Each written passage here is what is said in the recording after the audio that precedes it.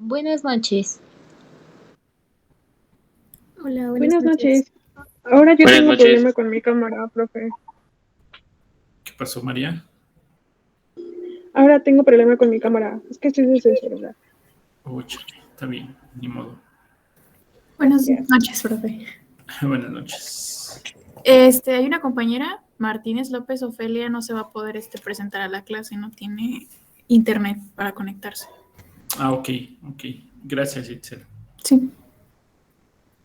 Bien, los demás, los que puedan, vayan a prender su cámara, por favor.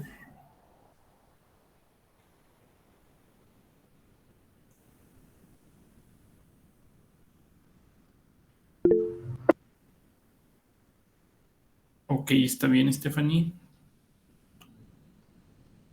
Yo también hace rato tuve problemas con internet, 2 veces se fue. Yo espero que no nos pase ahorita. Ok, ¿quién escribió? Ok, Juan, no te preocupes. Ya pronto no vamos a tener esos problemas. ¿Ya Ya sabes saben. leer eso? No, que no se enteraba, profe. Pues, ¿qué te crees? Que la verdad es que, mira, sucedió algo. Sí, bueno, no te preocupes. Al igual que ustedes, nosotros, a pesar de que somos adultos mayores, tenemos grupos de WhatsApp. Y entonces, ayer, el grupo, ¿con quién estaba yo? Ah, pues estaba con el 1PM4. Sí, Daniel, no te preocupes. Estaba con el 1PM4 y justo antes de que se me fuera la luz, me dicen, profe, oiga, dígame si esto es real, y me mandan un archivo donde dice que el regreso es el próximo martes, ¿no? Y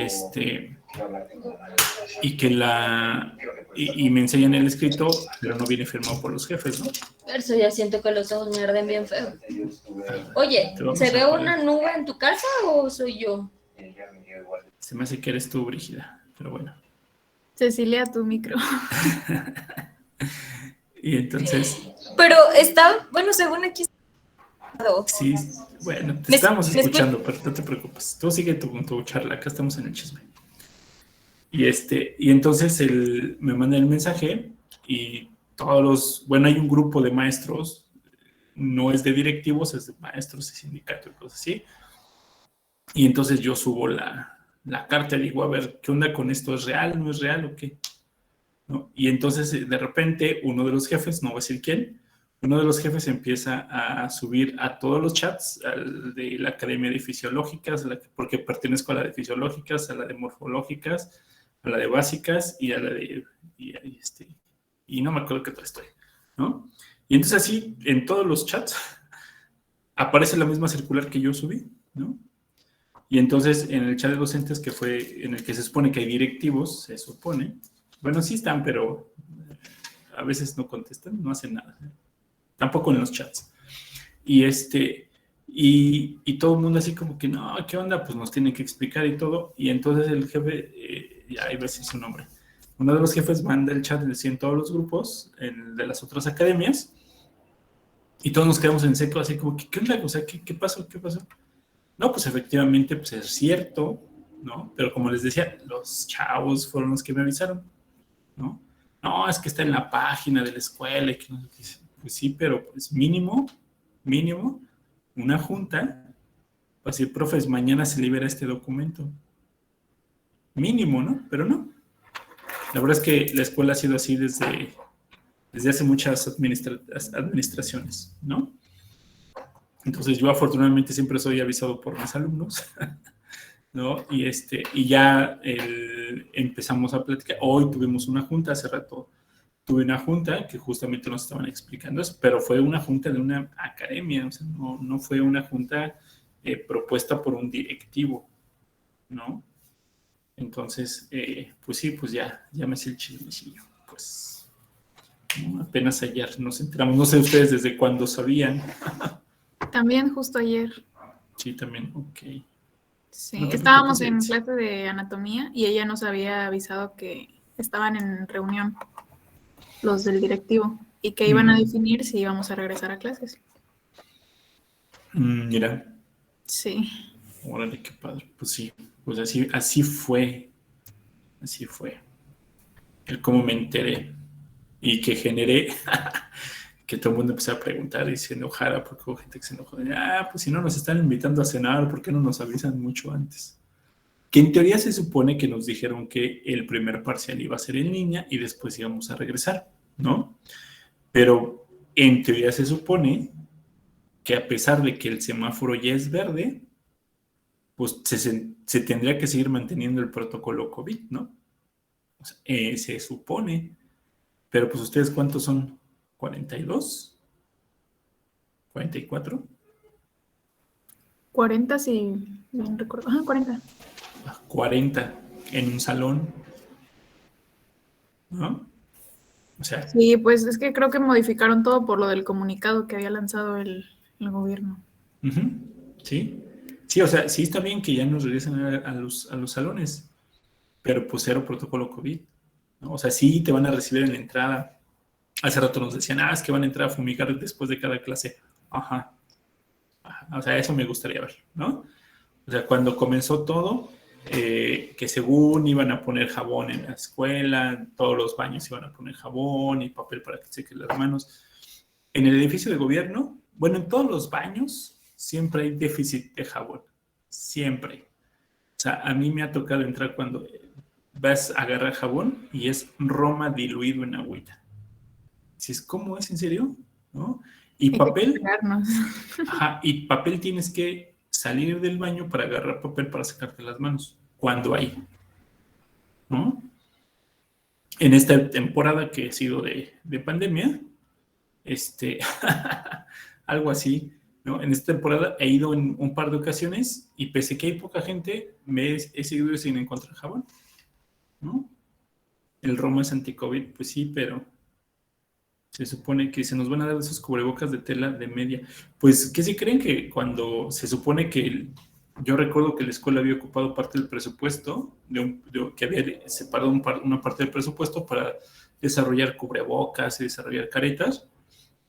Y una de las ocasiones en las que fui, me dieron un cubrebocas que en serio parecía, bueno, no parecía, era de una tela súper delgada, nada más porque tenía impreso el logotipo del Politécnico, ¿no? Pero de esos así que te dan como 3x10 en el metro, estoy seguro. Y una careta que no podías ver del otro lado nada.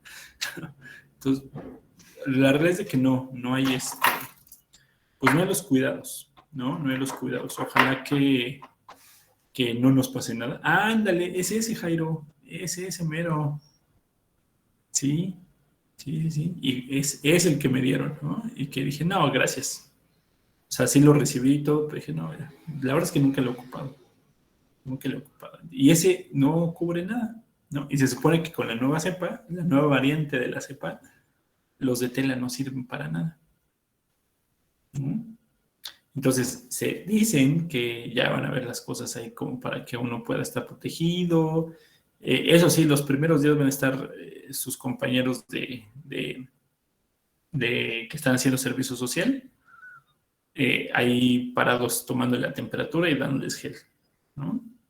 Y van a tener que hacer fila, vamos a tener que hacer fila para poder ingresar al colegio, ¿no? Pero pues adentro pues va a dar lo mismo, ¿no? O al menos eso es lo que nos han dicho. Bueno, lo que uno entiende con lo que nos han dicho, ¿no? No nos han dicho que les va a dar lo mismo, pero uno entiende eso, ¿no? Una maestra decía, bueno, pues yo he estado yendo a hacer prácticas de laboratorio y sigue sin haber jabón en los baños, ¿no? Y esas, no sé si realmente el encargado de servicios da poco presupuesto o tiene poco presupuesto para el jabón, o los de intendencia se llevan el jabón y entonces echan el agüita Roma y ya tienes jabón, o como no dan para jabón, pues ya ellos ven la forma de que todo el mundo tenga jabón, aunque sea Roma, ¿no? El problema del SOTE, que pues, todos los jabones de barra, el problema es que los estás transmitiendo ¿no? Y al rato un montón de cosas están pegadas, ¿no? Por eso lo más adecuado es el jabón líquido. Entonces hay que llevarse su propio jaboncito, sus propias toallitas para secarse las manos. No se vayan a secar con la bata porque luego traen toda manchada. Entonces, bueno, ya nos vamos a conocer, ya vamos a regresar a la escuela, sí, y ya vamos a estar trabajando ya todo más padre, espero yo, que no tengamos más complicaciones. que no seamos un caso de no éxito en el regreso al Politécnico. ¿Vale? Bueno, pues ya van a tener que llevar uniforme, ¿eh? Ahí sí, ya con uniforme. Si no lo tienen, pues ya empiecen a conseguir. Yo creo que ya todos lo tienen, ¿no? ¿O alguien no lo tiene? Ya. Genial. Ya, pues ya no va a ser tanto problema. Por cierto, profe, ¿usted permite que llevemos tenis o igual bien estricto? Híjole. Sí soy estricto en ese sentido. Sí. O sea, es con su uniforme completo. Si es laboratorio, es bata. O sea, no es saquito dentro del laboratorio, es bata, ¿no? En clase teórica pueden traer su bata o su saco, no hay problema. Y su corbatita en el caso de los niños. Las niñas, pues, su blusa. Algunas pueden, no hay tanto problema en el caso de las niñas porque luego llevan playera, ¿no? Dice, en el caso del pantalón, ¿puede ser mezclilla? Sí puede ser mezclilla. Pueden ser, hay unos zapatos blancos que ya, la verdad es que el gremio médico se ha intensificado y muchas zapaterías han entendido que los médicos, estudiantes de medicina, buscan zapatos blancos. Hay unos zapatos blancos muy cómodos realmente, que no son tenis propiamente, pero que la suela está muy, muy cómoda, ¿no? Entonces, en caso de niños o niñas, da igual, son zapatos, ¿sale? No tenis. ¿Qué otra cosa? Pues su pantalón blanco puede ser mezclilla. Normalmente las niñas son las que traen mezclilla. Los Nike para medicina. No sabía que había. Bueno, pues algún día se los podrá comprar, ¿no? ¿Qué otra cosa? Los niños su camisita, su corbata. Las niñas pueden traer playera, ¿no? Pero sí traer su bata. ¿Qué más? Ya, ¿no? Y la puntualidad, ahí sí vamos a 5 minutos, se cierra la puerta. Entró el que entró, ¿no? Y ya, ¿qué más? Pues ya creo que nada más, ¿no? Sería así como lo básico del uniforme. Ahí si se acuerdan de otra cosa, pues ahí me avisa. Pero según yo, no. ¿Sale? Ok, pues vamos a comenzar. ¿En qué nos quedamos? Ayer íbamos a platicar el tema de ovogénesis y espermatogénesis. Ok, ovogénesis y espermatogénesis. Pero me parece que nos faltaba todavía teratología. ¿Teratología? ¿Gametogénesis no habíamos explicado? No, apenas íbamos terminando los errores de la meiosis. Bueno, como cromosómicas. Vamos bien atrasados. Ok, ahorita le damos velocidad. Dice Marlon, ¿hay algún problema con el cabello largo? Pues no, la verdad es que no. Yo no tengo complicaciones. Hay algunos otros que sí les van a mandar a cortar el cabello. Yo no tengo complicaciones, nada más con que se lo agarren bien cuando estemos en laboratorio y cuando estemos en exámenes, porque luego se meten sus audífonos Bluetooth y ahí están pasándose las respuestas. Sí, entonces, de ahí en fuera no anden rapados, la mitad y la mitad, como quieran. No tengo problema, soy de espíritu libre. No, bueno, si te platicara todo lo que me ha pasado. Yo era bien tranquilo, muchos decían que yo era barco, pero ya los alumnos me han curtido.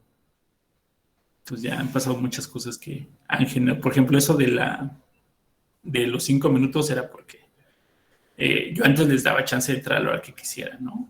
Había gente que venía, me decía, vengo de trabajar y todo así, ¿no? Entonces me acuerdo que hubo una ocasión en la que unos chavos en un grupo, creo que era un PM1 en ese entonces, un par de chavos siempre llegaban, la clase era de 4 a 6 y llegaban como 4:30, 4:45, ¿no? No, profe, es que venimos del trabajo. Ok. Y hubo una ocasión en la que salí yo a comer antes de la clase y los vi por afuera, ¿no? Echándose su cigarrito. Igual, y llegaron como 4:45 y no los dejé entrar. No, profe, que venimos del trabajo. No te hagas, estabas fumando ahí en la esquina con nosotros. Y a partir de ahí dije, no, 5 minutos el que entró. Que quiere llegar, llega a la hora. Si no, pues adiós, ¿no? Entonces, ese tipo de cosas, de repente ese tipo de restricciones que tengo ya en presencial, pues han sido originadas por la larga de cosas, ocurrencias que van teniendo en el semestre. Pero bueno, ahora sí que ya nos veremos por allá. Vamos a comenzar entonces. Estamos entonces con teratología. Vamos con el de teratología.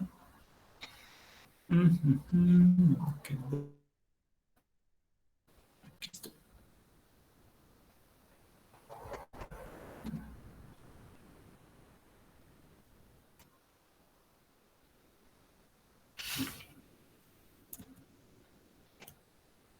Ok.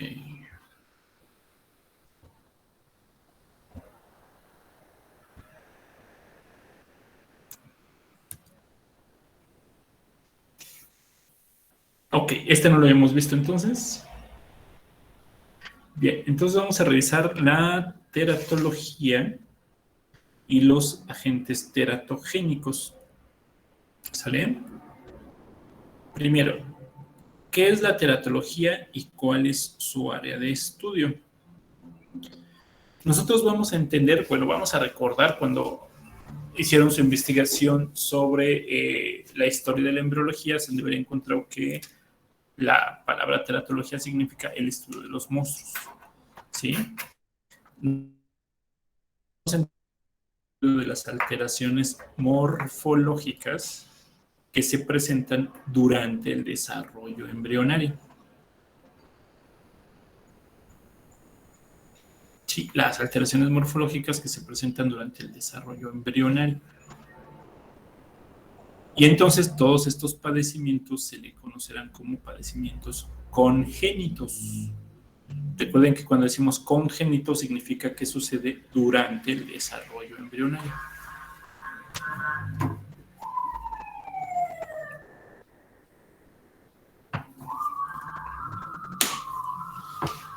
Y entonces, Profe. pues justo, dime. Ay, perdón que lo interrumpa. ¿Puedes repetir lo último que dijo, por favor? Que van a ser durante el desarrollo embrionario.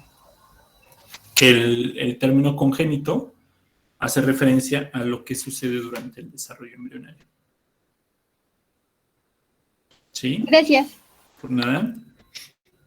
Y entonces, pues, ¿cuál es el área en el que va a estudiar? Pues obviamente va a estudiar lo que, en este caso, lo que refiere al humano y las etapas, sus diferentes etapas de desarrollo y los agentes que van a generar estas modificaciones, ¿sí?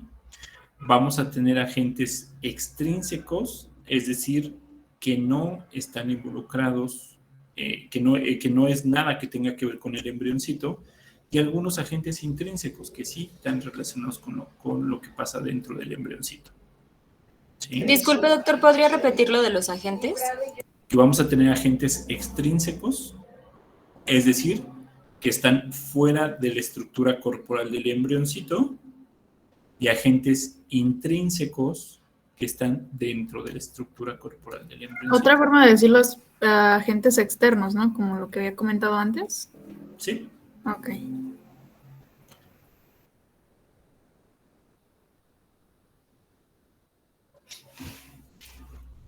Ok.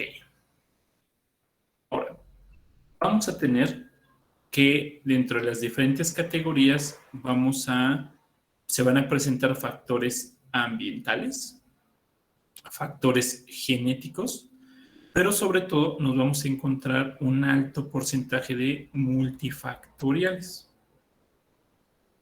¿Sí?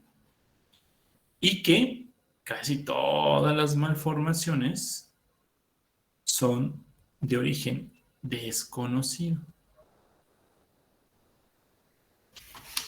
Es decir, que pueden ser muchos los factores que están generando esas modificaciones.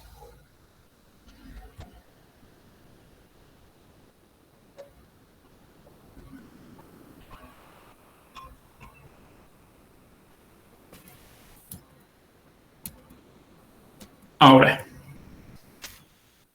¿cuál es el momento de mayor susceptibilidad? ¿Cuál es el momento de mayor susceptibilidad para que esto pueda suceder? Bueno, pues justamente en las primeras etapas del desarrollo embrionario. ¿Sí?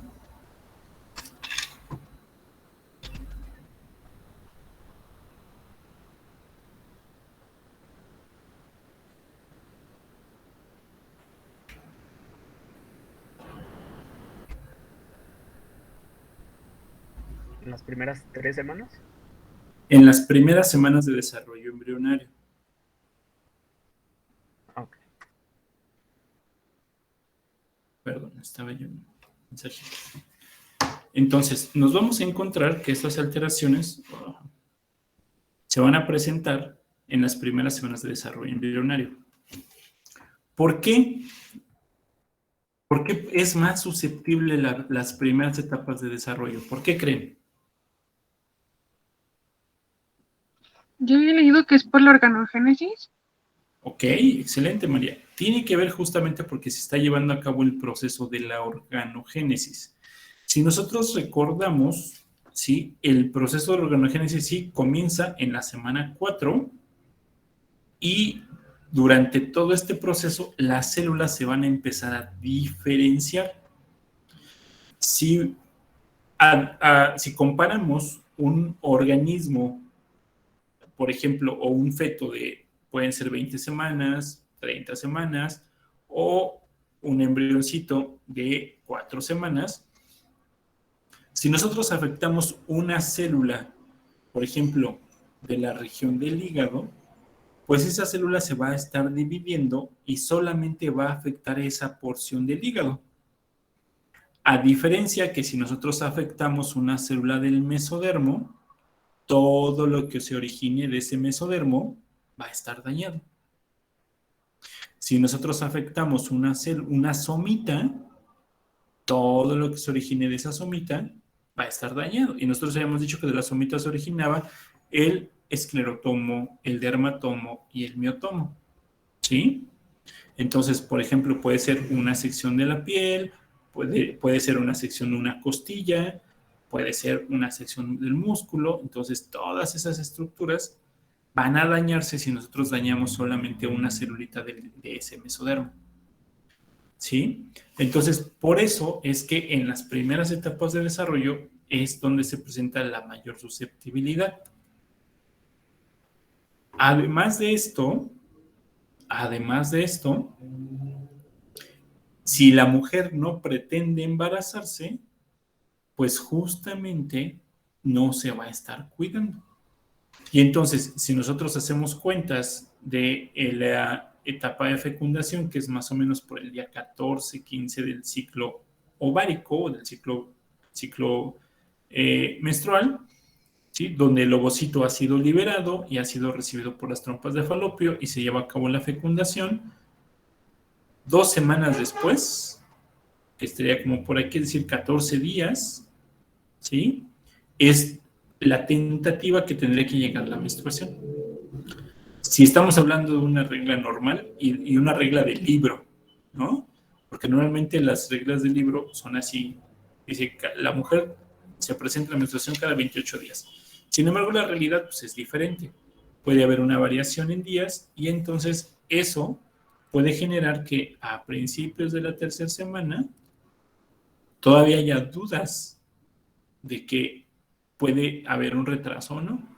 Entonces, en esas 3 semanitas, la mujer pudo haber ido a sacarse una radiografía, si consume alcohol va a seguir consumiendo alcohol, si se droga va a seguir drogándose, etcétera, etcétera, etcétera. Entonces, todo esto va a generar una alteración sin que la mujer tenga por entendido que esté embarazada. ¿Sí? Entonces, esos 2 principios es lo que puede suceder o lo que hace que en esta etapa sea la de mayor preocupación o la etapa con mayor posibilidad de teratogénesis. ¿De acuerdo? Ok. Estos son los porcentajes, ¿sí? Que nosotros nos vamos a encontrar, ¿sale? Principalmente una etiología desconocida, aquí agentes ambientales, etcétera, etcétera, etcétera. Esto de los enunciados que estaban al inicio, Conceptos. Malformación. ¿Sí? ¿A qué nos vamos a referir con una malformación? Cuando nosotros vamos a tener que una estructura o un órgano tiene un proceso de formación anormal. ¿Sí? Repito, cuando un órgano o una estructura tiene un proceso de formación anormal. Y en la imagen que nosotros estamos viendo aquí, pues vemos cómo todo el cuerpecito está bien formado, bueno, excepto el cuello. Pero vemos las manos, los deditos, los piecitos, los genitales, su cordón umbilical, pero la cara, el cuello y la cara presentan alteraciones. Entonces, el cuello y la cara tiene una malformación. ¿Sí? Si nosotros observamos, no está bien desarrollada la boca, no se forman bien los ojos, no hay nariz, hay una probóscide muy parecido en algunos casos al síndrome de Patau. ¿Sí? Y entonces nos vamos a encontrar que eso es un padecimiento que se llama atocefalia. ¿Sí? Ese es un padecimiento que se llama atocefalia. Y entonces la cara no tuvo una formación correcta. ¿Sí? Pero, insistimos, desde el inicio de su configuración hubo un error. ¿De acuerdo? Ok. Disrupción. ¿Sí? En el caso de la disrupción, nosotros vamos a tener que el órgano va a tener un crecimiento normal, pero hay factores externos, nos decía la jefa, o extrínsecos, ¿sí? Vamos a tener factores extrínsecos, es decir, externos al embrioncito, que van a generar que estas estructuras se desarrollen de forma anormal. ¿Sí? Entonces, cuando se empezaron a formar, tenían una formación correcta, pero algo externo al embrioncito generó una formación incorrecta. Y entonces a eso le vamos a llamar disrupción.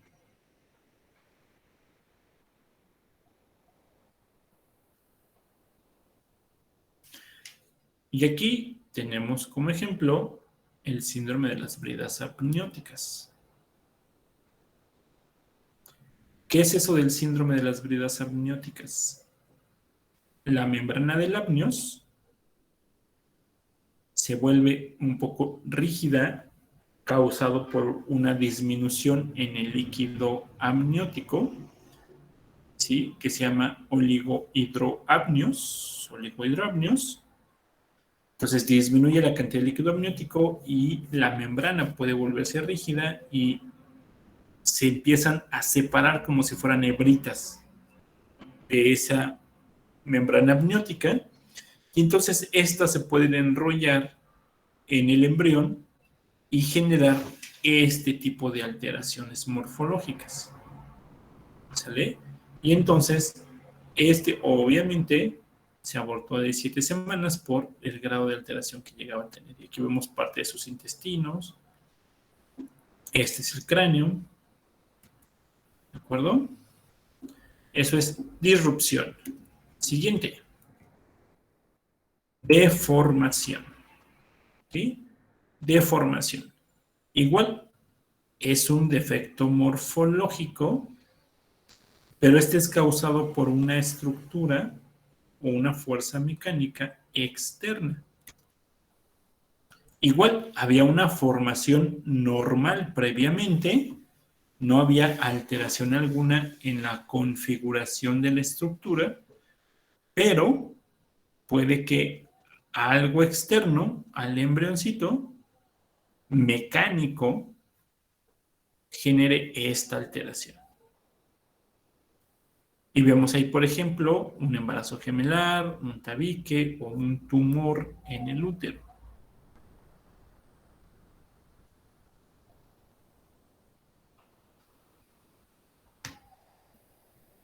Y la imagen que vemos aquí dice deformaciones por oligohidroamnios. Eso quiere decir que igual hubo una disminución en el líquido amniótico. Puede ser, pero casi tiene que ver más bien con estructuras que pueden estar ahí colocadas. Aquí, por ejemplo, les decía, es un feto único en una bolsa amniótica, pero como presentó una disminución en la cantidad de líquido amniótico, pues se hizo más pequeña la bolsa.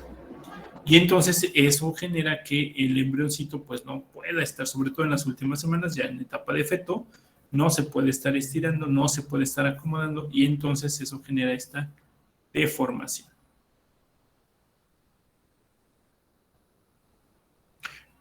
Puede ser, dice Daniel, surge una deformación cuando la mujer se venda para que no... Ay, yo no alcancé a leer. Para que no se note el embarazo. Puede ser en algunos casos puede ser, sobre todo cuando el feto está creciendo demasiado, cuando la panza está creciendo demasiado y hay una fuerza opresiva hacia el crecimiento del embrioncito. ¿Sí? Ok. Siguiente. Displasia. ¿Sí? ¿Qué es la displasia? Organización anormal de células en un tejido. Y entonces esto va a generar que el tejido se desarrolle de forma anormal. ¿Sí? ¿Puede confundirse con la malformación? Sí, pero no es lo mismo. ¿Por qué? Porque aquí vamos a tener que las células son las que están alteradas. Las células de un tejido. En este caso, tenemos el tejido óseo. Profe, Dime, Itzel. ¿la displasia entonces está relacionada con el proceso de la organogénesis? O sea, ¿puede suceder ahí? Sí, puede suceder sobre la diferenciación de determinados tejidos. ¿Sí? No Profe, una específicamente duda. sobre la construcción de una estructura. Dime, Andrea. Entonces, pero se supone que todos los conceptos que nos está dando se dan durante la organogénesis, ¿no? Sí. No. Todos los conceptos que estamos dando sucede durante el desarrollo embrionario. Ya sea en la etapa embrionaria o en la etapa fetal.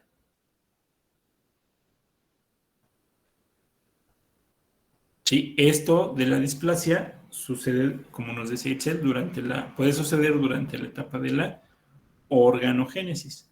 ¿Por qué? Porque lo decíamos hace rato con el ejemplo, ¿no? Si nosotros afectamos una célula que ya forma parte de un órgano, pues la sección del órgano es la que va a estar alterada.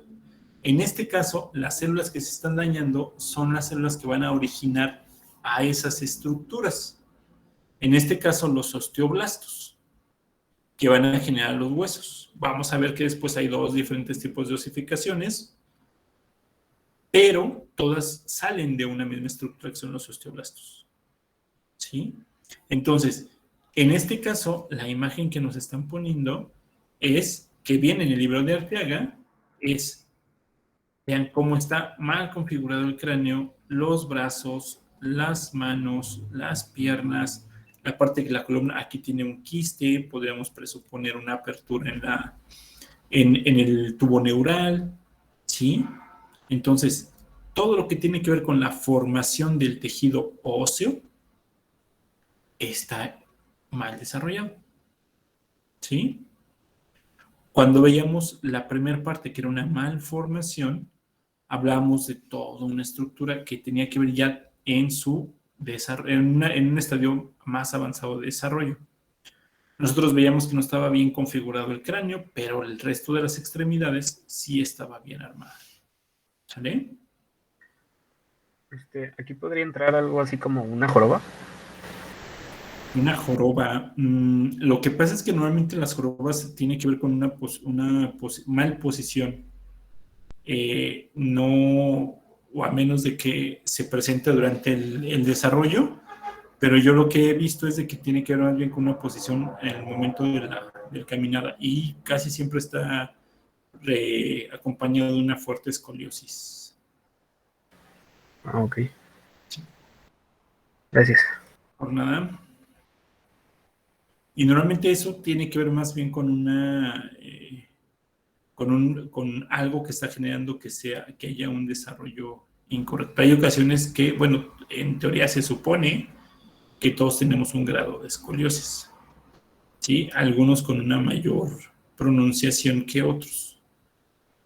Si a esto le aumentamos el estilo de vida, el trabajo o las condiciones nutricionales, pues también va a generar más. Puede generar esa joroba desde etapas tempranas. ¿Sale? Ok.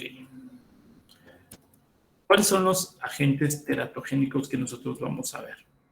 Agentes biológicos, agentes físicos, químicos y enfermedades maternas. ¿Sale?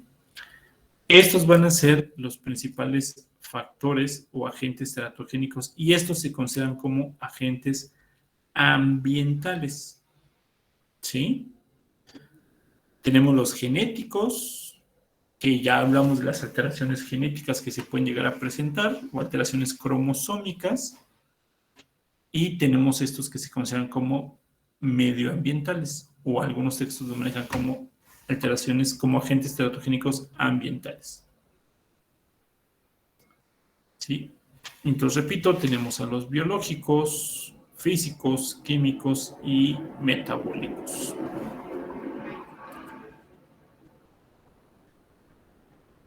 Siguiente. ¿Me puedo quitar? Ok, espero.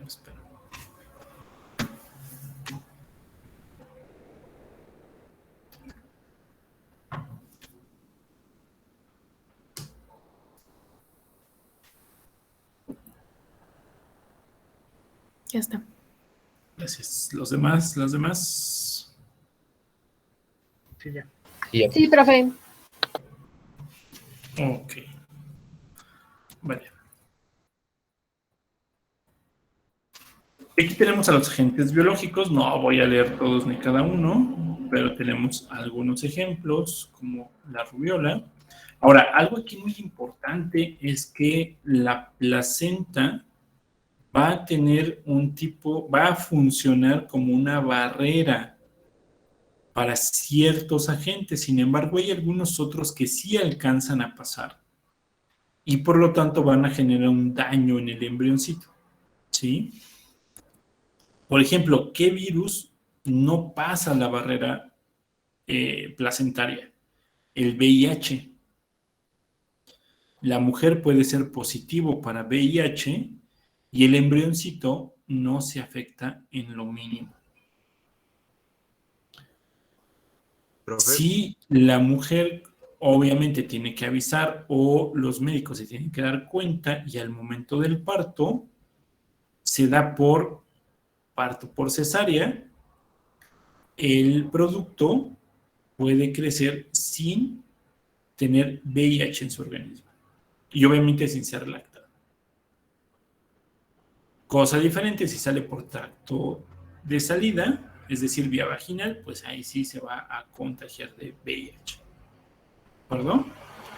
Y vamos a tener otros tantos como el citomegalovirus, el herpes, la varicela, la toxoplasmosis, que sí van a atravesar esa barrera placentaria el virus del Zika, que ahorita vamos a platicar también un poquito más del virus del Zika, si atraviesan esa barrera placentaria y bueno, pues van a presentar este tipo de alteraciones en el embrioncito, ¿sale?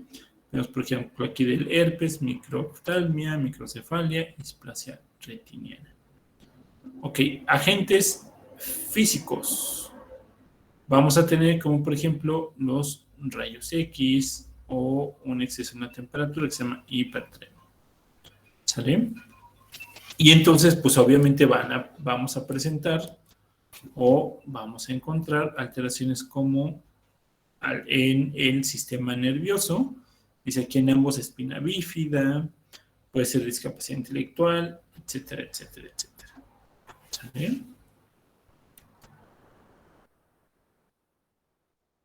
Agentes químicos, y aquí sí hay una mayor cantidad de elementos que pueden causar daños, ¿no? Y aquí tenemos el clásico y renombrado la talidomida, ¿sí? Que ya hemos platicado un poquito de la talidomida y sus efectos en el desarrollo de las extremidades. Podemos tener muchos medicamentos, algunos medicamentos que tienen que ver con cuestiones, con trastornos neurales, ¿sí? O emocionales, pero también vamos a tener algunos otros que tienen que ver con el consumo de drogas o de algunas otras sustancias, ¿sí? Anteriormente se pensaba que la alteración se iba a originar solo si la madre era la consumidora, hablando propiamente de las drogas. Y que el hombre, aunque se drogara en muchas cantidades, no iba a transferir ningún tipo de alteración. Bueno, pues ya se encontró que los hombres que se drogan, los núcleos de sus espermatozoides pueden sufrir alteraciones en su estructura, ¿sí? Y entonces estas alteraciones pueden ser transferidas al embrioncito al momento de la fecundación y generar alteraciones parecidas como si la que se hubiese drogado fuese la mujer. Sin embargo, obviamente hay un mayor efecto cuando la mujer es la que consume ya sea la droga o el alcohol, o incluso, por ejemplo, mujeres que durante muchos años han fumado y se embarazan. ¿Qué cosas podemos llegar a encontrar? Bueno, pues podemos encontrar problemas, por ejemplo, aquí en el caso del alcohol, ¿sí? Alteraciones en la estructura de las manos, de la cara, defectos cardíacos y una ligera discapacidad intelectual. Nos podemos encontrar también el síndrome de abstinencia, donde los bebitos nacen con la cara como si fueran ellos los adictos, ¿sí? Y entonces, obviamente, pues se tiene que trabajar con esos padecimientos utilizando pequeñas dosis para los bebitos. ¿Sale? Ok. Vamos a tener que también las alteraciones metabólicas pueden llegar a presentar otro tipo de complicaciones en el embrioncito, ¿sí? Aquí vemos, por ejemplo, que puede haber alteraciones en la formación de las estructuras sexuales, ¿sí? Ok. ¿Dudas hasta aquí? ¿Comentarios?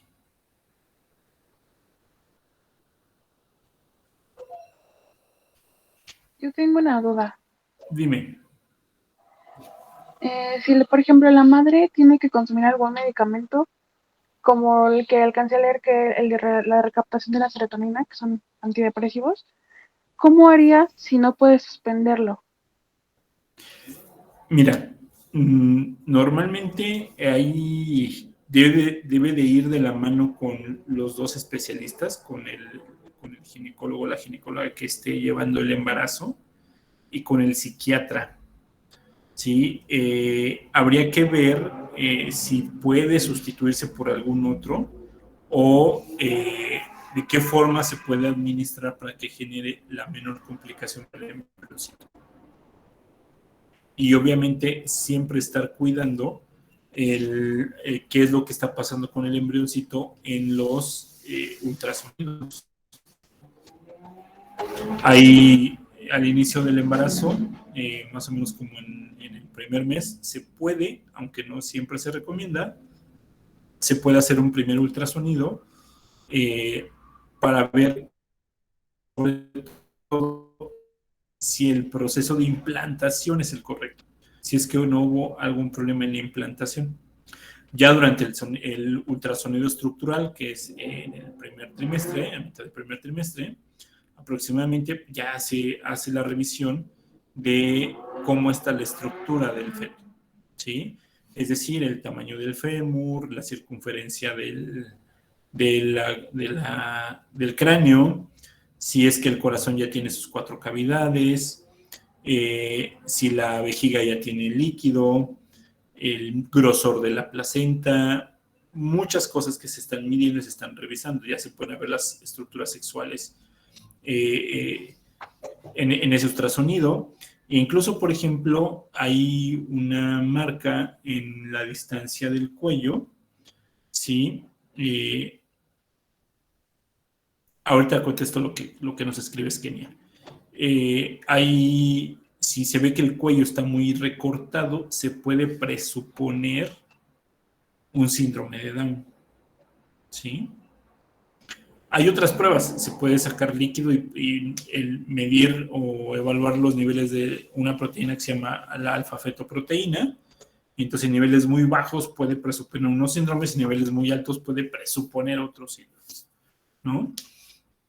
Entonces, eso es lo que debe de estarse evaluando en todo este proceso de acompañamiento. ¿Sale? Sí. Y otra cosa,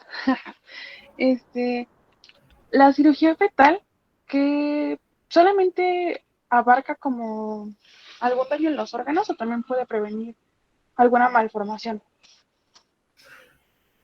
Bueno, si nosotros entendemos que el concepto de malformación quiere decir que desde el origen se va a formar mal, la cirugía fetal no lo podría corregir. La cirugía fetal podría corregir más bien alteraciones que ¿Una displasia? Exacto. ¿Sí? Ok. Ahora,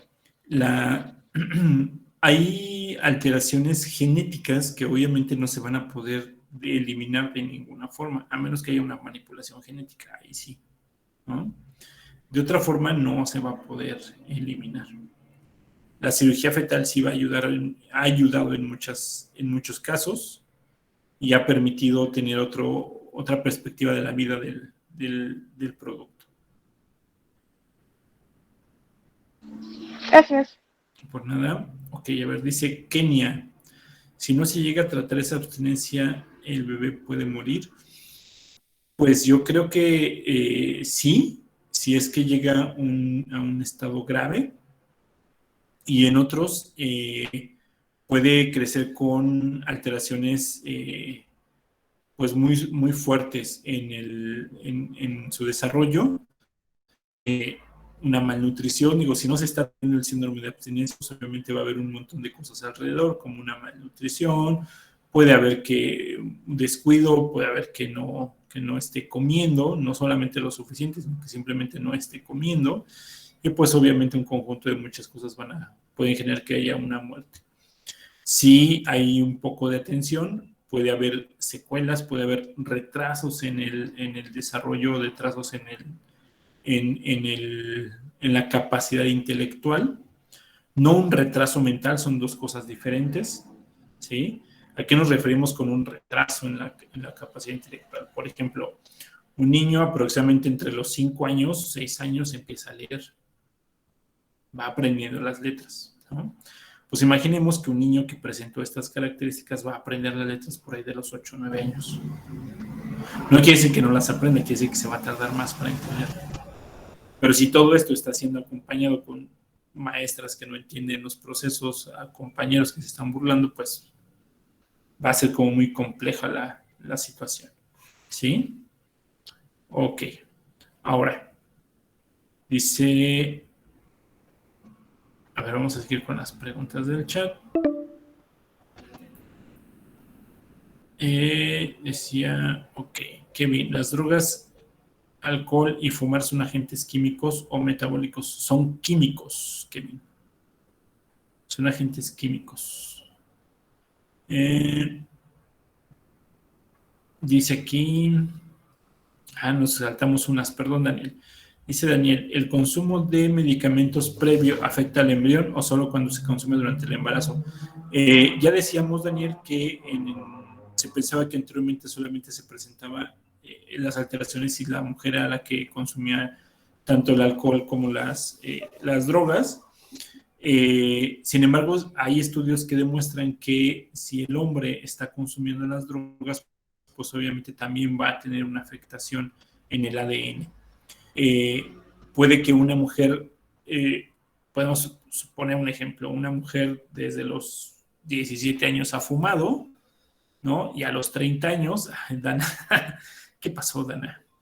Bueno, escucha entonces, Dana, escucha. ¿O estaba saludando por otra cosa? Estaba saludando a un compañero, profe, perdón. Pensé que estabas diciendo, presente, aquí estoy, ¿no? Cuando estábamos diciendo que desde los 17 fumaban. Ok, entonces, supongamos que hay una mujer que fuma desde los 17 años y a los 30 años quiere tener un hijo, ¿no? Entonces estamos hablando que aproximadamente unos 12 años ha estado fumando, 13 años, ha estado fumando. Puede fumar poquito, puede fumar mucho, puede acabarse cajetillas completas o fumar uno al día nada más, pero tiene 12 años, 13 años fumando, ¿no? Entonces, ¿qué necesita hacer? Pues someterse a un proceso de desintoxicación. Porque estamos seguros que muchos de sus ovocitos pueden estar por ahí alterados. ¿Sí? Entonces, eso sí se ha observado. Obviamente, si se consume durante el embarazo, pues el riesgo es mucho mayor. Hay una alteración generada por el consumo de cocaína. Se ha observado que por el consumo de cocaína hay una alteración que se llama ciclopodía. ¿Sí? Es decir, los bebitos nacen con un aspecto de cíclope, muy parecido a un caso grave de síndrome de Patau. No es exactamente síndrome de Patau, pero sí es un caso muy parecido a un caso grave de síndrome de Patau, es decir, con un solo ojo o con una sola cavidad ocular, aunque salgan los dos ojos, no hay nariz, hay una probóscide, ¿sí? Entonces, en el caso del BPH, híjoles, el BPH es otra cosa. Ahorita platicamos del BPH. Y entonces no hay nariz, hay una boca poco desarrollada y hay una probóscide, así como les ponían en la de la malformación. ¿Sí? Entonces, esos casos son los que se han observado en el consumo de la cocaína. ¿Sale? Ok, a ver, déjenme seguir leyendo, si no. Dice, en el caso de discapacidad intelectual en los niños por el consumo de drogas y alcohol por parte de los padres, ¿se puede tratar? Sí, se puede tratar, decíamos si es discapacidad o un retraso de desarrollo. Sí hay algunas técnicas o dinámicas que pueden ayudar. Sin embargo, pues hay veces que se complica de más. Dice...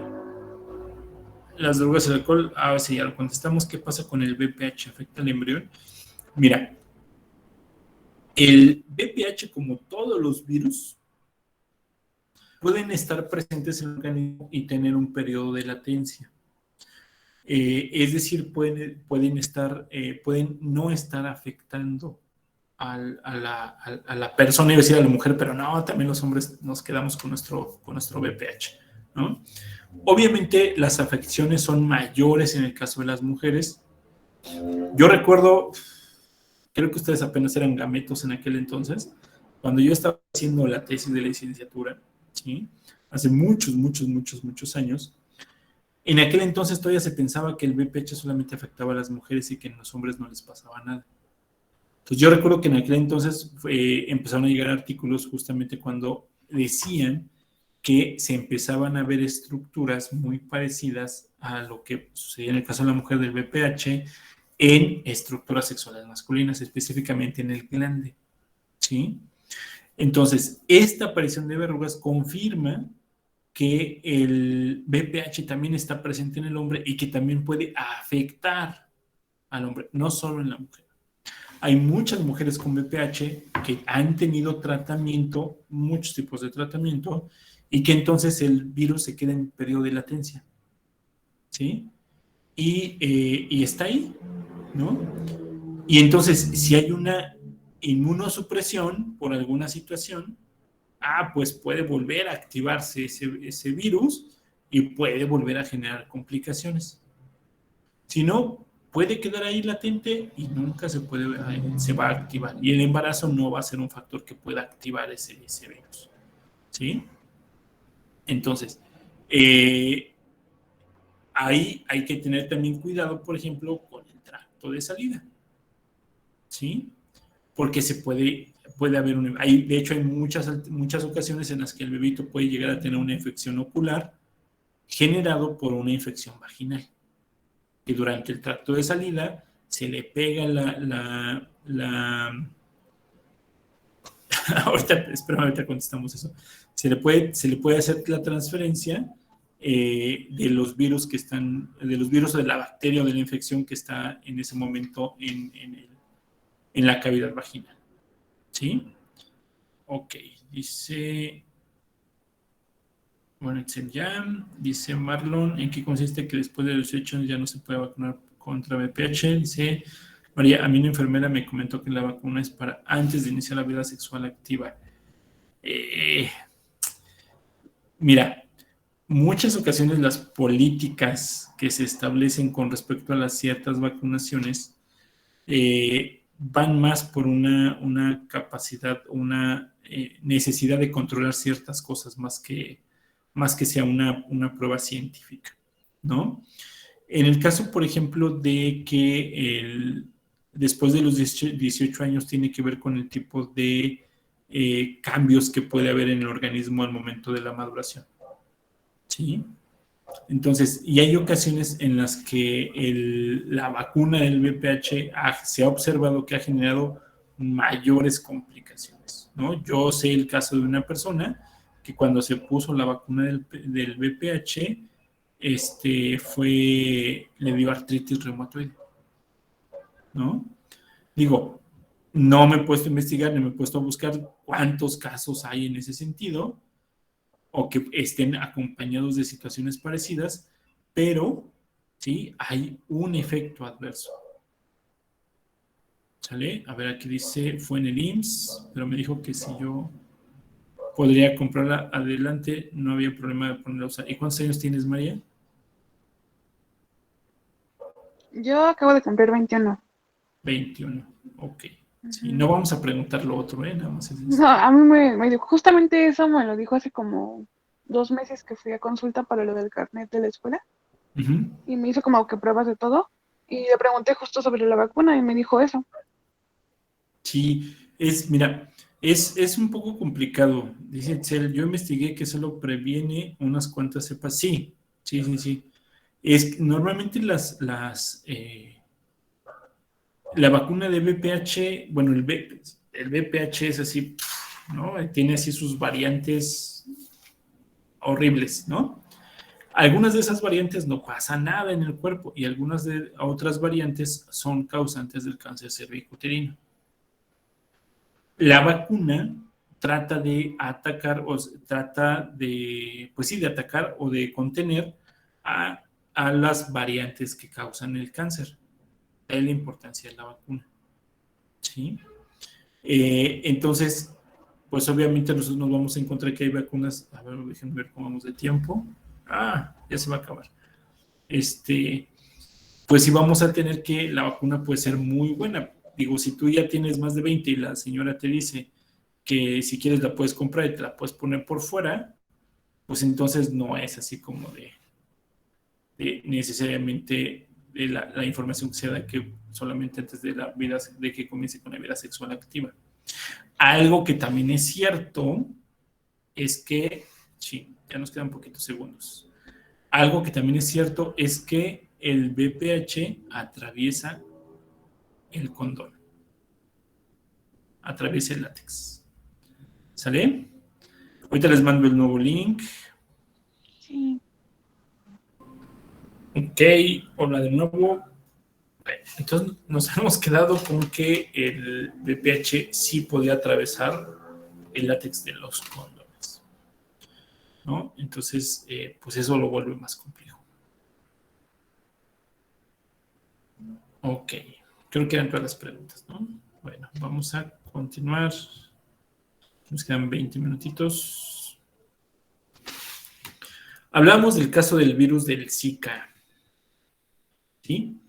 ¿Qué es el virus del Zika? Bueno, el virus del Zika es un virus que se popularizó hace ya algunos años y que una de las consecuencias que se habían encontrado que generaba era, además de toda la sintomatología dentro de la persona que lo recibía, una de las sintomatologías es que a los bebés de las mujeres que estaban embarazadas y que contraían el virus del Zika, les generaba microcefalia. ¿Sí? Y entonces esto se observó mucho en Brasil. En Brasil fue donde hubo una mayor cantidad de casos, también en Sudamérica, no solamente Brasil, pero en Brasil hubo la manifestación de una mayor cantidad de casos. Con el paso de los meses, el virus empezó a subir a Centroamérica, llegó a México e incluso a unas regiones de Estados Unidos, pero no pasó a mayores. Con el paso del tiempo, cuando se empiezan a hacer las investigaciones, se dan cuenta que el virus afectaba solamente a las mujeres que contraían la enfermedad y que coincidía con una etapa temprana del desarrollo, no una etapa avanzada.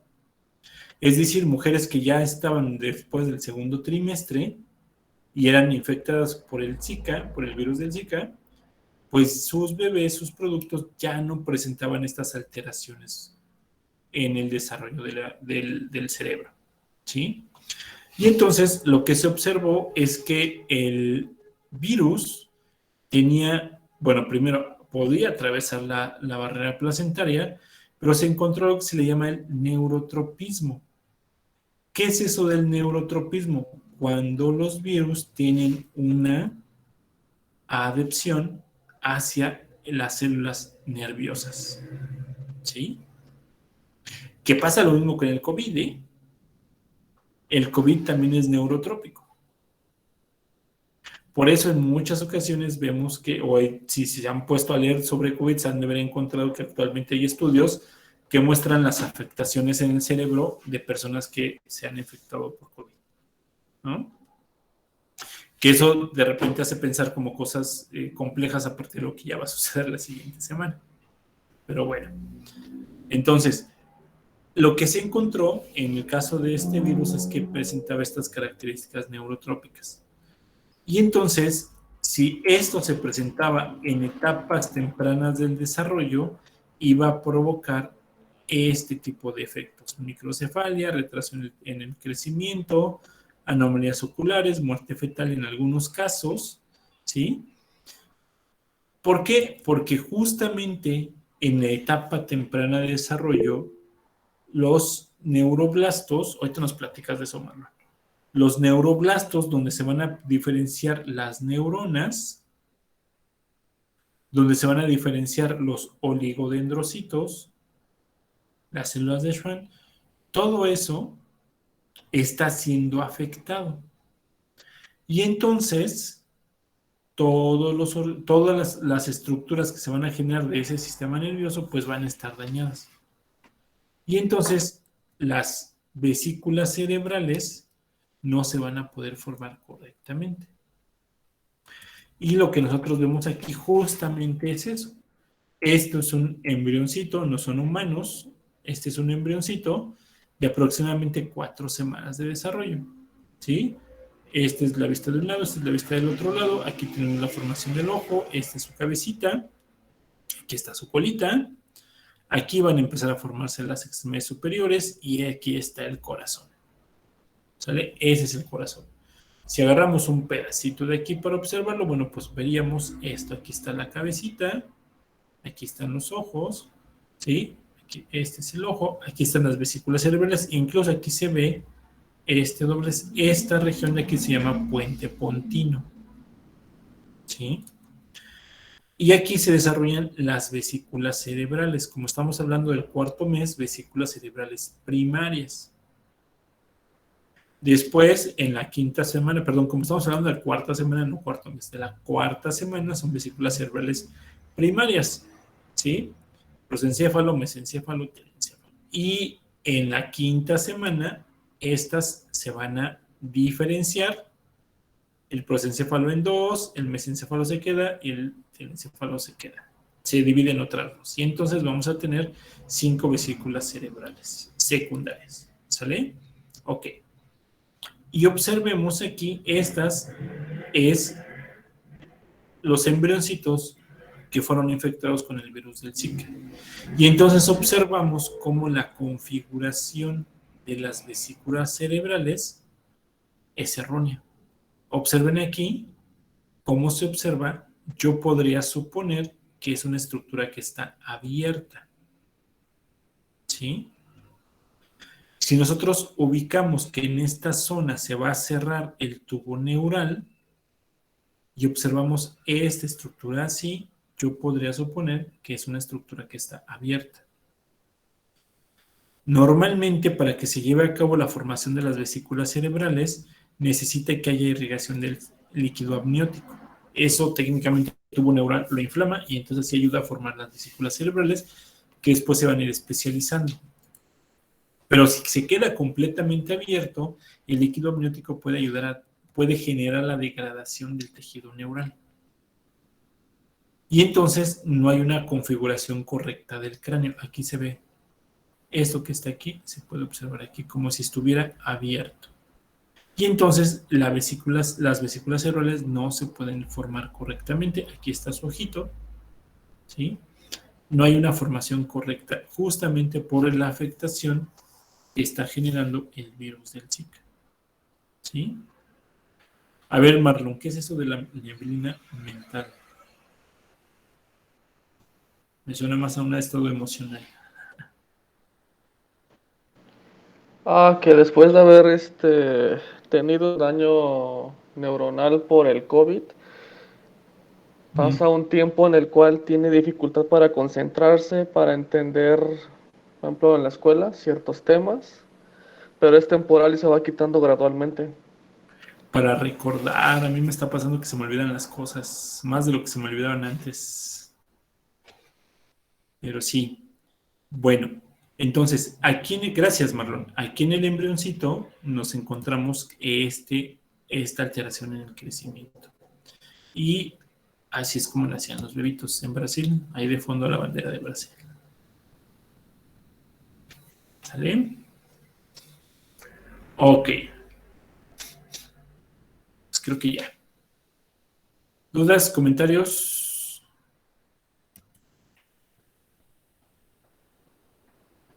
Ok. Entonces, eso, bueno, no sé si hay dudas. ¿No? Ok. Eso entonces respecto a teratología. ¿Sale? Ok. No lo vamos a acabar, pero sí me interesa que lo comencemos. Vamos a empezar a ver gametogénesis. ¿De acuerdo? Gametogénesis.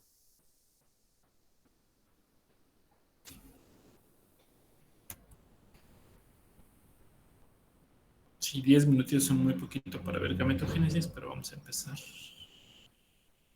Que si ya se pusieron a leer espermatogénesis y ovogénesis, pues va más o menos por ahí.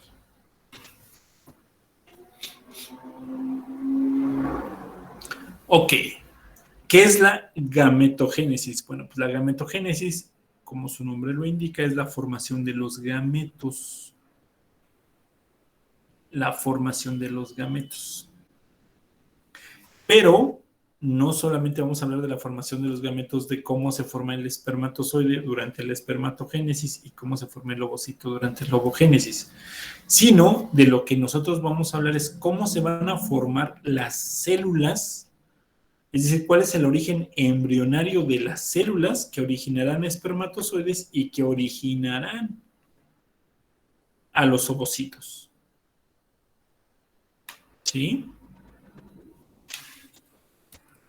Y entonces nos vamos a ir desde el meritito origen, la fecundación. ¿Sí? Y entonces, ¿cuál es el resultado de la fecundación? Un cigoto. Este cigoto, después de 24 horas, tiene su primer división celular. Y entonces nos va a originar una célula con una estructura con 2 celulitas. Cada celulita se le llama blastómero, ¿sí? Este embrioncito tiene su zona pelúcida rodeada, que después veremos para qué sirve esa zona pelúcida ahí. No solamente está presente durante, ayuda a la fecundación al ovocito. La bandera tiene 3 colores. Sino que también va a estar presente durante la primera semana de desarrollo. ¿Sale? ¿Qué pasó, Ceci? Disculpe, doctor, es que apretó una tecla. Ah, ok, no te preocupes. Sí, perdone. No hay problema.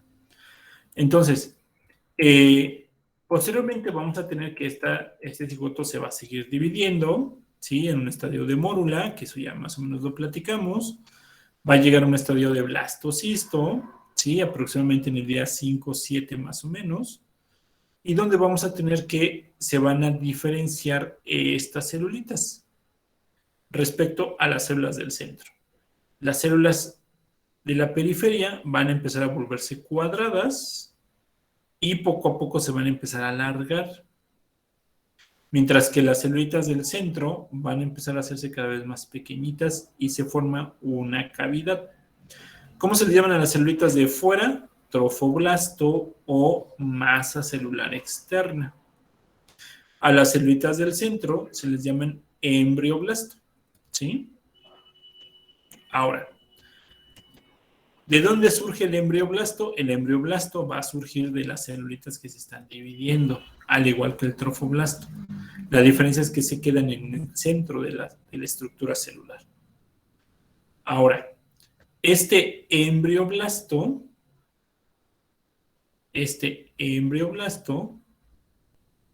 posteriormente se va a dividir en el epiblasto y también se va a dividir en el hipoblasto.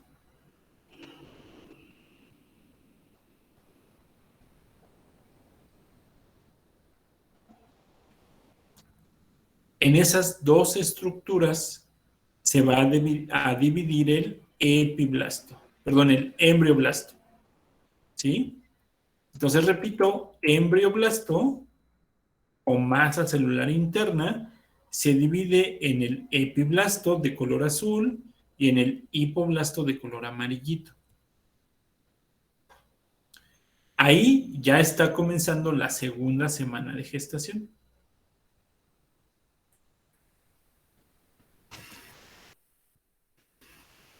Ahora, de este epiblasto va a surgir una estructura que se va a llamar la cavidad amniótica, que ahorita no vamos a profundizar cuál es el proceso de formación de eso. Y del hipoblasto surge una estructura que se llama saco vitelino. La membrana que cubre al saco vitelino se le va a llamar endodermo, muy importante, extraembrionario. Perdón. Endodermo extraembrionario. ¿Sí? Las celulitas que le van a dar soporte a esta estructura se le va a llamar mesodermo extraembrionario. Y ¿Dónde quedó el ectodermo extraembrionario? Ah, bueno, el ectodermo es la membranita que va a cubrir a la cavidad amniótica. En algún momento se le considera ectodermo extraembrionario. ¿Sí? Y los menciono porque al ratito vamos a ocupar, bueno, mañana, más bien la siguiente semana vamos a ocupar esos nombrecitos. ¿Sale? Ok.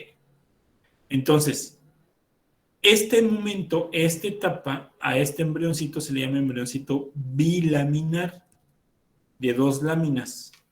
Bilaminar. ¿Cuáles son esas 2 láminas? El epiblasto y el hipoblasto. Epi arriba, hipo abajo. ¿Sale? Ok. Entonces, bueno, si nosotros sacamos esta sección de aquí, podemos tener nuestro disco bilaminar, ¿sí? Durante la segunda semana.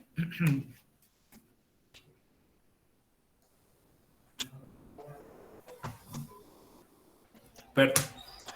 Entonces, a la tercera semana va a suceder un proceso que se llama gastrulación. Gastrulación.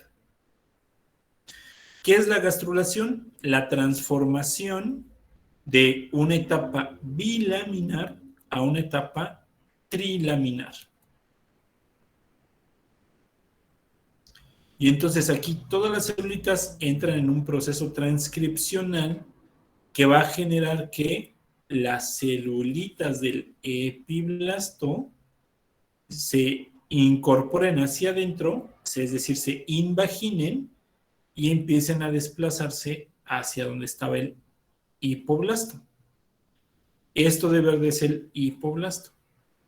Y entonces las celulitas se están invaginando, se empiezan a distribuir y las primeras que van entrando empujan al hipoblasto para ocupar su lugar. No se las comen, no las matan, no generan que entren en apoptosis, no, nada más las van empujando. Y entonces van ocupando su lugar. Y entonces las celulitas que quedan aquí en la parte del fondo será el endodermo. Las celulitas que quedaron en medio, en este desplazamiento que quedaron en medio, serán el mesodermo. Y las celulitas que quedan hasta arriba, que ya no se pudieron meter, será el ectodermo. ¿Sí? Ok. Al final, esta estructura, con este proceso de gastrulación, nos va a originar a este embrioncito. Su ectodermo, su mesodermo y su endodermo. ¿Sale? Ok.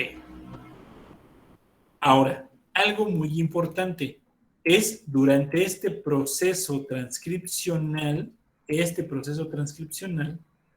un grupo de células del epiblasto no van a entrar en este proceso transcripcional, se van a salir de este proceso, van a caminar por la línea primitiva, se me va a decirles que esto se llamaba línea primitiva, van a caminar por la línea primitiva y se van a incorporar al saco vitelino. Ese es el saco vitelino. Y se van a quedar aquí, en esta porción del saco vitelino. ¿Sí? Repito, celulitas provenientes del epiblasto no continúan con la gastrulación, se salen, pasan por la línea primitiva y se alojan en el saco vitelino. ¿Sí? ¿Cómo se llaman esas celulitas? Son las células germinales primordiales o CGPs para los cuates. Células germinales primordiales. ¿Sí? ¿Quién le dice a las celulitas que se salgan? Pues vamos a tener que el ectodermo extraembrionario libera BMP4 y BMP8 y eso hace que estas celulitas empiecen a desplazarse hacia la región posterior. Recordemos que anterior, dirección cefálica, posterior, dirección caudal. ¿Sí? Entonces se mueven en dirección posterior para irse por la línea primitiva. Otra vez, ¿quién les dice que se muevan? BMP4 y BMP8 la hace que se diferencien. Esas que eran células del epiblasto, ahora van a ser células germinales primordiales. No ectodermo, no mesodermo, no endodermo. Células germinales primordiales. Y entonces se dirigen hacia la región posterior del embrioncito y se van a pasar por el mesodermo extraembrionario, ya ubiquen más o menos por dónde estaba, y llegarán a la región del saco vitelino, ¿sí? Esta va a ser la región del saco vitelino. Hay una que se llama alantoides, que luego platicaremos de la alantoides. ¿Vale? Ahora, BLIMP1 es otro gen que va a evitar que entren en un proceso transcripcional, es decir, que no se conviertan en ectodermo, mesodermo o endodermo. Y NANOS3 evita que las células germinales primordiales entren en apoptosis celular.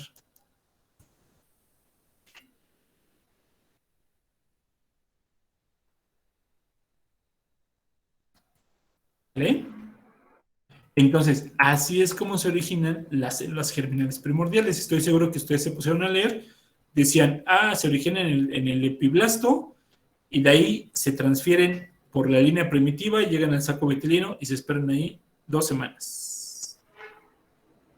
¿Cierto o no? Estas células son de las que hablábamos en los errores cromosómicos, ¿verdad? Algunas de ellas sí.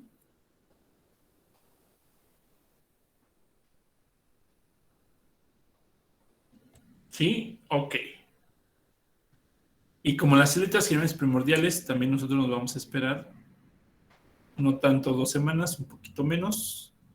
Vamos a continuar con esta información el día lunes, ¿sale? Para que no se nos quede a medias la información. ¿Dudas hasta ahí?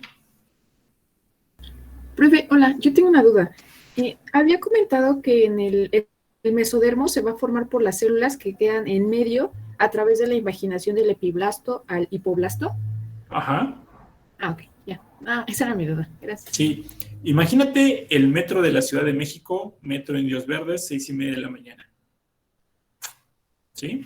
No sé si has estado ahí o no, pero imagínatelo así, atascado, hay gente que quiere ir hacia CEU o hacia Hidalgo, etcétera.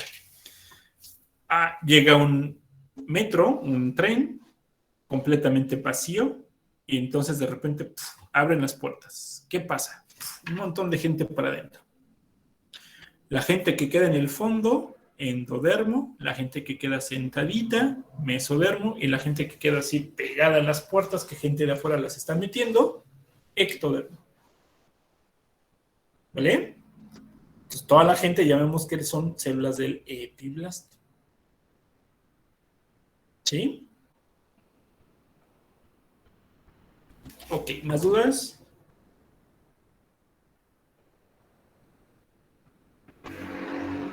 ¿No? Ok, excelente. Bueno, entonces con esto vamos a continuar el día lunes. Yo esperaría que ya para ese entonces ya hayan terminado sus infografías y les diga de repente, a ver, preséntanos. Y ya nos puedan presentar. ¿Sale? Ok. Bueno, pues me dio gusto verles el día de hoy. Nos vemos el lunes de la siguiente semanita. Pasen buena noche. Bye, bye. Profe, entonces el martes... No, gracias. No es cierto, nada. El martes ya sería, pues, allá en la escuela, ¿verdad? Así es. Así es. El martes ya nos veríamos ahí en la escuela. ¿Vamos a salir a las 9? Pues eso dice nuestro horario, María. Yo no lo hice. Ay, no, pero yo vivo hasta de Pachuca. ¿Usted vive hasta Pachuca? Mira. Sí, por está ejemplo, cerrado por el profe, aeropuerto. ¿no habría otra hora que estuviera disponible? Que si no habría otra hora en la que estoy disponible, así como por ahí de las 3 de la mañana, Marlon. Pero No, ¿qué pero crees? en Por línea. esas horas intento dormir. Entramos a las 5. Mira, El día martes es un día un poco, ya estando en la escuela, bueno, toda mi vida es complicada, pero ya estando ahí en la escuela, mis horarios son un poco complejos, porque yo empiezo a la 1 y termino a las 9 de la noche. O sea, no, tengo que comer antes de la 1 para que a las 9 de la noche pueda ir Aguante. a rellenar tanque. A ver, ¿qué puede suceder? ¿Qué cosas sucedían antes? ¿No? Bueno, creo que ustedes platiquen esto. ¿Qué cosas hacíamos normalmente en presencial? Normalmente, o sea, justamente entendiendo toda esta situación de el transporte y sobre todo algo que ha sido como muy repetitivo es que siempre nos preocupan las niñas, ¿sí? ¿Por qué? Pues porque son obviamente los blancos de ataques, ¿sale? Entonces, hay ocasiones en las que nos ponemos de acuerdo y terminamos por ahí de las 8:30 de la noche, ¿sí? Ha habido ocasiones en las que algunas compañeritas me decían, es que, profe, a las 8:15 sale mi último camión y sale de Indios Verdes, entonces se tienen que ir antes, y entonces esas dos personas, porque siempre la mandábamos acompañada, se salían desde las 8 de la noche, y ya a las 8:30 no salíamos los demás, bueno, se salían los demás, ¿no? De todos modos, yo tengo que cubrir con un horario, ¿sí? O sea, yo no tengo problema, hay veces que luego nos quedamos así como ahorita, ¿no? Echando chisme y salimos hasta las 9:30 de la noche, ¿no? Ya los vigilantes así de ya salió, por favor. Pero en este caso, o sea, podríamos platicarlo, si quieren lo platicamos el mismo lunes o lo platicamos el martes ya estando ahí en la escuela, ¿no? Para ver cuáles son las condiciones. No sé si ya todo el mundo fue a la escuela y ya sabe cómo están sus regresos en la noche, ¿no? María dice que en Pachuca, mira, yo sé que para Pachuca salen hasta las 12, 1, 2 de la mañana, ¿no? Pero pues obviamente no es lo mismo. Sí, pero es que está bien feo en la estación del metro. Me da miedo. Sí, aparte a una cuadra o dos de la facultad está bien feo. Hay puros grafitis. Y se ve bien inseguro, la verdad. Pues no Sí hay me que da miedo caminar también a para mí. allá. Hay que caminar No, por pero se otro pueden lado. salir de esa calle. Se ¿Cómo, pueden Marlon? salir de esas calles en la noche. Ir para allá. Pues mira, la realidad es de que ustedes deben de aprender por dónde sí caminar y por dónde no. ¿Sale? Hay un corredor que justamente está enfrente de la escuela, enfrente saliendo de la puerta, ¿sí? Están unas casas. Ligeramente hacia la izquierda, ahí hay un corredor que te lleva hasta Avenida Ticomán. No es Ticomán, creo que sí, no me acuerdo cómo se llama. Bueno, pues es una avenida principal, donde pasan los camiones, donde suben los camiones. Los alumnos suben los camiones tanto de un lado como del otro lado. Si caminas hacia la derecha, pues vas a pasar por esas calles, de hecho, es una vecindad que está ahí a un lado, que nosotros, bueno, yo nunca he escuchado que los de la vecindad anden ahí robando o haciendo cosas con la gente que está. Es más bien más hacia adelante, ¿sí? Entonces, insisto, ya si quieren lo platicamos bien, ya que hayan visto más o menos cuáles serían sus procesos de regreso, pregunten por la hora de salida de los camiones, qué características tienen, y la recomendación de siempre es váyanse en grupos, lo más que se puedan ir acompañando es mejor a que vaya una o dos personas solitas, ¿sí? Entonces, si por alguna situación tenemos que cerrar clase a las 8, bueno, pues veremos cómo podemos recuperar ese tiempo, ¿sí? Lo más adecuado es que andemos terminando por ahí de las 8:30, ¿sí? Pero insisto, les platico de un caso que en algún momento hubo, que a las 8:15 salía el último camión, y entonces nada más esas dos personas se salían a las 8 de la noche. El resto del grupo se salía a 8:30. ¿Sale? Insisto, revísenlo, chequenlo y lo platicamos. Yo no tengo ninguna complicación con eso. ¿Sale? Sí, ya que esté listo, le falla en avión. Okay. No, y te ir ahorita horrible con estos cortes que se supone que están haciendo. Sí, ¿no? por eso. Ahorita estoy en Ciudad de México, me tuve que venir con mi abuela porque mañana tenemos examen. Y me hice 4 horas de Pachuca hasta el metro. Sí, pues sí. Sí, es entendible. Pero bueno, pues entonces así lo hacemos. El lunes terminamos de revisar este tema y revisamos cómo vamos a trabajar el día siguiente para que sepan qué cosas llevar, qué cosas no. Bueno, si hay alguna actividad como para presentar o cosas así, ¿no? Nos vemos Profe. entonces. Dime. Una pregunta última nada más. ¿Para cuándo tendríamos programado el examen? Pues ya terminando gametogénesis, espermatogénesis y ovogénesis, ya nos podemos sentar a hacer examen. Ok. Sí, antes no. Y yo espero que el lunes ya terminemos con ese tema. Eso no quiere decir que el martes hagamos examen. ¿Sí? Y presencial, dice. Pues vamos a aprovechar ya que vamos a estar allá. No, por favor, no. Ni modo que estemos presencial y les haga el examen en línea. Como no, Nos profe, vemos con a el la sala de cómputo. Entonces, si terminamos el lunes, ¿sería el examen el martes? Ya lo veremos. Ah, ok. Ojalá se pegue de nosotros, maestro. Solamente el señor se puede... Bebés. ¿Kenia? Los bebés tienen que tenernos compasión. Ya veremos. El primero ya que es en veremos. línea, profe. Somos ambientitos apenas. A ver, Sí, ¿por qué por en línea? favor, Porque ahí sí doctor. pueden copiar. No, Por eso lo para quieren en línea. por los nervios. Hay más Por seguridad. el siguiente, Está bien. por el siguiente lunes. O sea, del lunes que viene al siguiente. Sí, déjenos unos.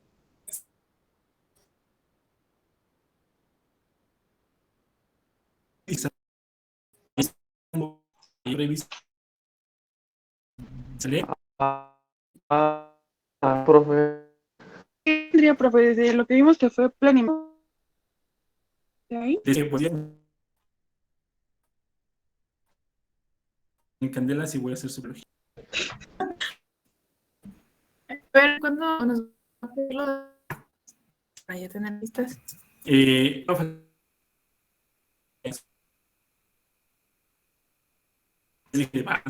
Un poquito. Bueno, si no hay más, entonces nos vemos el día lunes. Pasen buena noche. Bye bye. Gracias. Gracias, profe. Hasta luego. Gracias, profe.